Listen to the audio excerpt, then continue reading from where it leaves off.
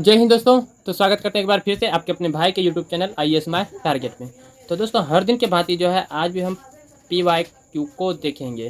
तो देखिए ये जो है सिविल सर्विस मैन कह रहे हैं प्री में जो फर्स्ट पेपर जो हुए हैं, जिसमें कि प्रीलिम्स में 2 पेपर होते हैं, CSET और GS। तो GS जो है वही सॉल्व कर रहे हैं, सेट ए है, ठीक ना, पेपर सेट ए है। तो इन्हीं को सॉल्व कर रहे हैं लगातार 4-5 दिन से। तो लगभग हम प्रश्न संख्या 38 तक पहुंच चुके हैं। तो आज हम सॉल्व करेंगे 38, 39, 40 3 प्रश्नों को सॉल्व करेंगे, ठीक ना। और बाकी का सारा वीडियो जो है आप लोगों का ये वीडियो जो है वीडियो के डिस्क्रिप्शन बॉक्स में देखिएगा। तो सब वीडियो को एक दूसरे से कनेक्ट कर दिए, ठीक ना। तो 2025 का जितने भी वीडियो हैं सारा का लिंक जो है आपको डिस्क्रिप्शन बॉक्स में मिल जाएंगे, वहाँ से आप लोग विजिट कर सकते हैं, ठीक है। और बता दें अभी तक में हमने अपने इस चैनल पे IAS माय टारगेट चैनल पे जो है कवर किए क्या क्या GS1 पेपर मेंस के द्वारा जो लिखा, मेंस में जो पूछते हैं GS1 को, 2 को, 3 को, 4 को, इस चारों पेपर को कवर कर लिए हैं, जिसमें कि चारों में से 10-10 प्रश्न को आंसर राइटिंग प्रैक्टिस किए हैं। उसके बाद हम GS प्री में जो GS पेपर 1 हुए 2024 में, उनका 100% का वीडियो, 100% कहते हैं 100 प्रश्न का वीडियो जो है बना करके छोड़ दिए हैं इसी चैनल पे, ठीक ना। तो आप लोग प्लेलिस्ट जाके चेकआउट कर भी सकते हैं। अभी हम भिड़े हुए हैं 2025 के जो हाल ही में एग्जाम हुए हैं उनको सॉल्व करने के लिए, ठीक ना। तो चलिए उतना बातचीत क्या करना है, बाकी रिजल्ट आप लोगों के सामने, मतलब आप लोगों के समक्ष ही है, सारा वीडियो आप लोग देख सकते हैं। तो चलिए अभी हम बात करते हैं 2025 का जो अभी सॉल्व कर रहे हैं। लगभग हम 37 प्रश्न को सॉल्व कर लिए हैं। तो आज हम प्रश्न संख्या 38 से आगे प्रश्न को सॉल्व करेंगे, क्योंकि कल के वीडियो में ही बता दिए थे, क्योंकि कल जो आंधी बह रहे थे, ठीक ना। तो इसलिए जो है फटाफट करके हम यहाँ तक प्रश्न 37 तक कवर कर लिए थे, ठीक है। तो आज हम प्रश्न संख्या 38, 39, 40 को कवर करेंगे, क्योंकि ये भी प्रश्न बड़ा ही है, ठीक ना। तो इसमें समझने में भी टाइम लगेंगे, ठीक है। तो चलिए प्रश्न को सॉल्व करते हैं। तो देखिए प्रश्न संख्या वैसे आप लोगों को तो दिख नहीं रहे होंगे, लेकिन एडिटिंग के माध्यम से प्रश्न को हम स्क्रीनशॉट करके जो है यहाँ पे लगा देते हैं, ठीक है, एडिटिंग के माध्यम से। तो चलिए आप लोग तो देखिएगा ही, तो देख सकते हैं आप लोगों की स्क्रीन पे प्रश्न संख्या 38 दिख रहे हैं। तो आप लोग भी पढ़िए और हम भी पढ़ते हैं। तो प्रश्न संख्या 38 में कहा है कि निम्नलिखित कथनों पर जो है विचार कीजिए। इसमें 1, 2, 3 कथन दिया हुआ है, और यहाँ कह रहे हैं कि उपरोक्त कथनों में से कौन सा या कौन सी सही है, ठीक ना। तो कथन कौन सा सही है और कौन सा नहीं। तो पहले हम कथन पे डिस्कशन करते हैं। देखिए कथन 1 क्या कह रहे हैं। कथन 1 कह रहे हैं कि भारत में कार्बन डाइऑक्साइड CO2 उत्सर्जन 0.5 टी यानी कि 0.5 टन और CO2 प्रति व्यक्ति से कम है।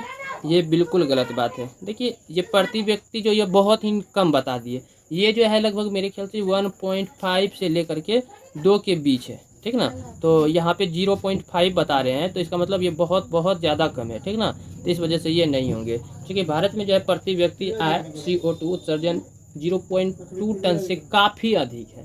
तो ये विभिन्न स्रोतों के अनुसार यह पता चलता है। तो मेरे ख्याल से 1.5 से लेकर के 2 टन प्रति व्यक्ति आसपास, या इससे अधिक भी हो सकता है, लेकिन कम तो नहीं होंगे। तो यह जो कहा है 0.5 टन प्रति व्यक्ति एक बहुत ही कम आंकड़ा है, तो जो विकासशील देशों के लिए दुर्लभ है, ठीक ना। तो इसलिए ये गलत हो गया कथन। वही कथन 2 की बात करते हैं। तो ईंधन दहन से CO2 उत्सर्जन के आधार पर भारत एशिया प्रशांत क्षेत्र में दूसरे स्थान पर है। बिल्कुल राइट। यहाँ देखिए ईंधन जैसे कोयला हो गया, तेल हो गया, गैस हो गया, ठीक ना। तो दहन से होने वाले जो CO2 उत्सर्जन के मामले में चीन हो गया एशिया प्रशांत क्षेत्र में पहले स्थान पर है, और भारत दूसरा स्थान पर है, ठीक ना। इसलिए ये कथन सही है। वही कथन तीसरा कह रहे हैं कि भारत में विद्युत और ताप उत्पादन CO2 उत्सर्जन के सबसे बड़े स्रोत हैं।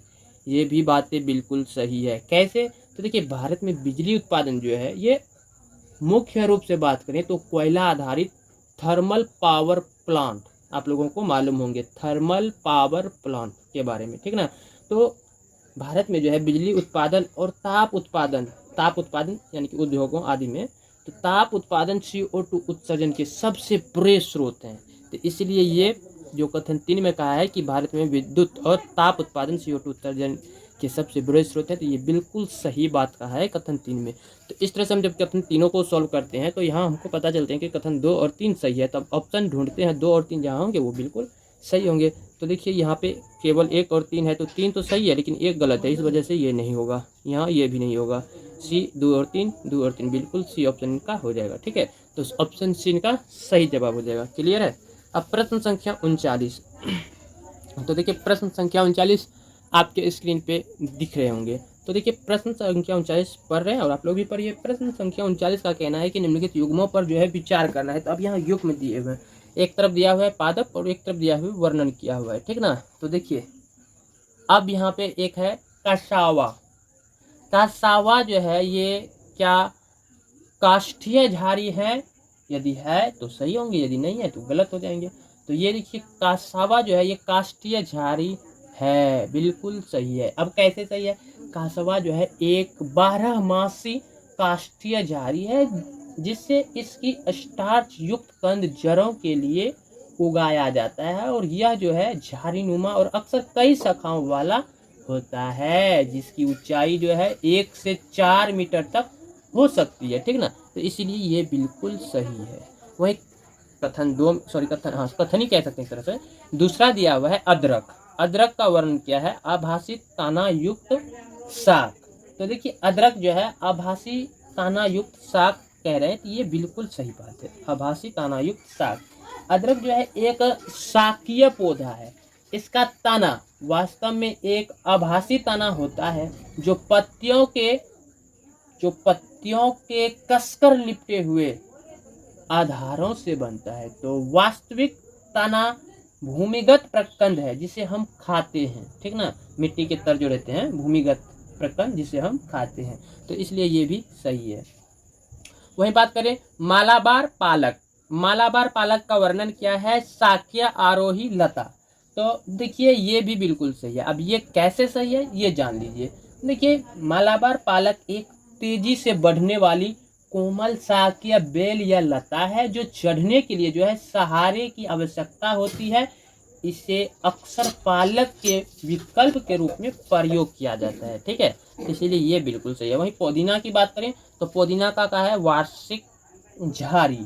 तो देखिए पुदीना का वार्षिक झाड़ी जो पुदीना जो है पुदीना एक 12 मासी शाकीय पौधा है, ना कि ये वार्षिक झाड़ी। तो यह भूमिगत धावकों के माध्यम से फैलता है और कई वर्षों तक जीवित रहता है। तो झाड़ी की श्रेणी में ये नहीं आता है, ठीक है ना। तो इसलिए ये गलत हो गया। तो इस दृष्टि से ये भी गलत हुआ, ठीक है। वहीं बात करें पपीता। पपीता का कार्य है काष्ठीय झाड़ी। अभी यहाँ पे हम काष्ठीय झाड़ी के बारे में बताए, तो पपीता जो है ये काष्ठीय झाड़ी नहीं है। तो देखिए पपीता एक वृक्ष के समान शाकीय पौधा है और ना कि ये काष्ठीय झाड़ी। तो इसके तने में जो है लकड़ी नहीं होती है और यह खोखला होता है, जो इसे एक शाकीय पौधा की श्रेणी में रखता है। भले ही यह एक पेड़ जैसा दिखता हो, ठीक ना, लेकिन ये काष्ठीय झाड़ी नहीं है। इस वजह से ये भी गलती। तो यहाँ पे देखिए 1 2 3 सही है। अब हम कथन में मिलाते हैं कौन सा सही है। तो देखिए उपयुक्त कथनों में से कितने सही सुमेलित है? सही सुमेलित कौन सा? 1 2 3 को है।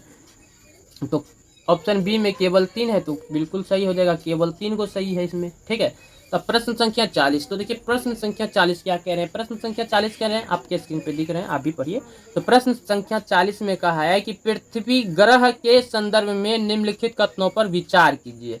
पहला कथन कह रहा है वर्षा वन महासागरों द्वारा उत्पादित ऑक्सीजन की तुलना में अधिक ऑक्सीजन उत्पादित करते हैं।